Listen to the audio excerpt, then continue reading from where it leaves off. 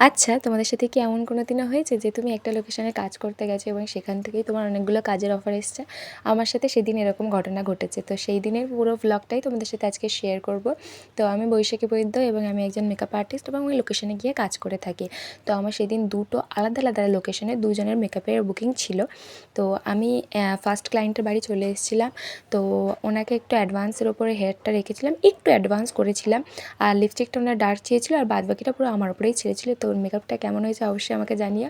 আর এনারই যখন আমি বেস করছিলাম তখন এনারই বাড়ির কিছু রিলেটিভ বৌদি কাকি যারা থাকে তারা এসে আমাকে বলছে যে তোমার যত টাইম লাগে লাগুক, কিন্তু আমাদের একটু বেসটা অন্তত তুমি করে দিয়ে যাও, বেসটাও করে দিয়ে যাও। আমি বলছি না, হবে না, কারণ আমার অন্য জায়গায় কথা দেওয়া আছে, আমার সেখানে যেতে হবে, তাকে 8টার মধ্যে রেডি করে আমাকে ছাড়তে হবে।